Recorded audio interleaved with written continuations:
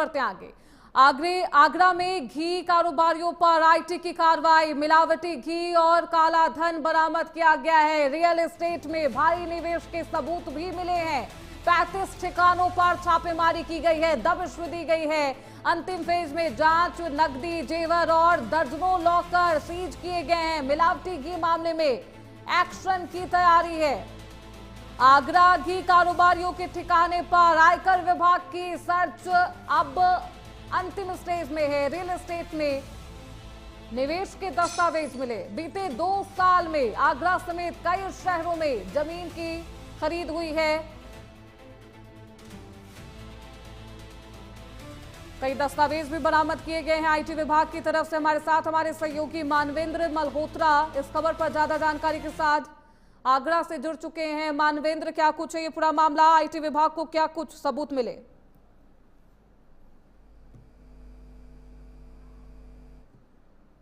आपको बता दूं कि 5 घी कारोबारी पर लगातार कार्रवाई चल रही थी। इसमें भोले बाबा डेयरी सबसे अहम थी, साथ ही साथ राहुल जी जो कि डोसा से का व्यापार करते हैं, आगरा के रहने वाले, उनकी पर बहुत अहम थी। पौधार, मलानी और एक अन्य फर्म के ऊपर लगातार कार्रवाई चल रही थी, जिसमें 35 ठिकानों पर आईटी टीम जो है वो लगातार रेड कर रही थी। अब हालांकि अगर जो अपडेटेड सूचना है उसके अकॉर्डिंग लगभग 20 ठिकानों पर छापेमारी अब खत्म हो चुकी है, वही 15 ठिकानों पर अभी भी छापेमारी जारी है। और ऐसे में बताया जा रहा है कि करोड़ों रुपए की अवैध रूप से खरीदी गई संपत्ति के पेपर्स मिले हैं, करोड़ों रुपए के हीरे जवाहरात और अन्य सोना और चांदी के आभूषण मिले, और साथ ही साथ बेनामी जमीनों के बहुत सारे दस्तावेज आईटी टीम के हाथ लगे हैं।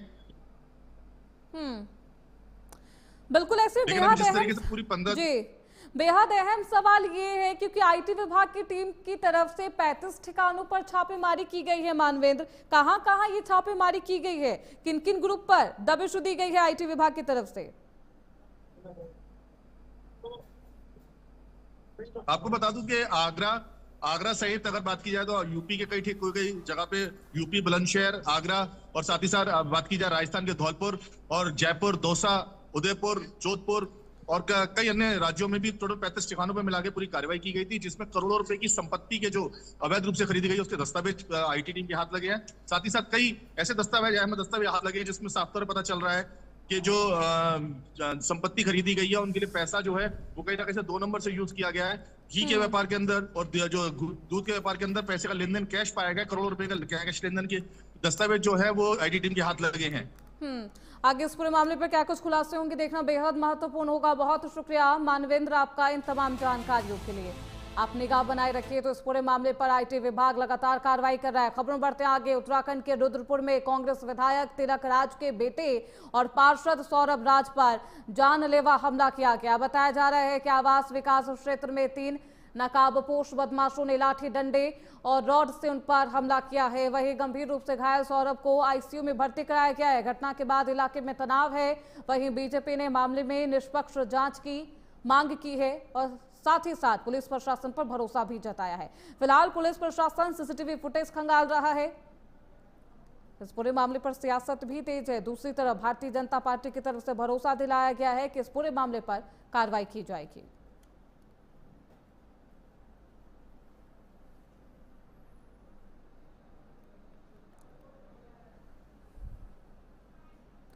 तो सीसीटीवी फुटेज खंगाले जा रहे हैं। किसी भी प्रकार से इस तरीके का अगर हमारे बच्चों के साथ कोई भी मामला सामने आता है तो सरकार इसमें कहीं भी नम्रता नहीं बरतती है और कठोर से कठोर कार्यवाही करी जाएगी इसके ऊपर भी, क्योंकि किसी भी हाल में, किसी भी सूरत में हमारे जो नौनिहाल है, हमारे जो बच्चे हैं, हमारे जो युवा हैं, उनके ऊपर इस तरीके का कुकृत्य करने वाले अपराधी को किसी भी रूप में बख्शा नहीं जाएगा।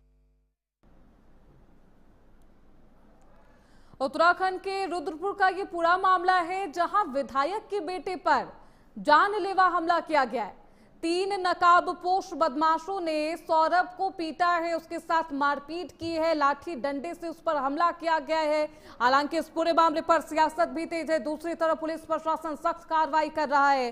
सीसीटीवी फुटेज खंगाले जा रहे हैं। दोषियों को बख्शा नहीं जाएगा। भारतीय जनता पार्टी ने साफ तौर पर कहा है कि इस तरीके से बदमाशों के हौसले बुलंद हो जाएंगे। सख्त कार्रवाई की जा रही है। विधायक के बेटे के साथ मारपीट की गई है। इस पूरे मारपीट को लेकर पुलिस प्रशासन जांच कर रहा है। पार्षद सौरभ गंभीर रूप से घायल हो गए हैं। आईसीयू में उन्हें भर्ती कराया गया है।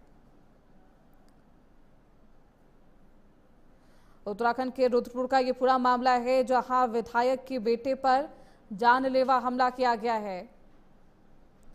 3 नकाबपोश बदमाशों ने सौरभ को पीटा है, उसकी पिटाई की गई है।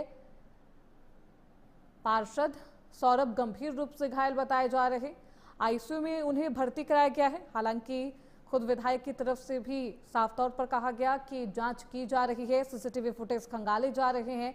हाल इस पूरे मामले पर आगे क्या कुछ खुलासे होंगे, देखना बेहद महत्वपूर्ण होगा। विधायक के बेटे पर जानलेवा हमला किया गया है, सौरभ पार्षद भी हैं, ऐसे में पुलिस प्रशासन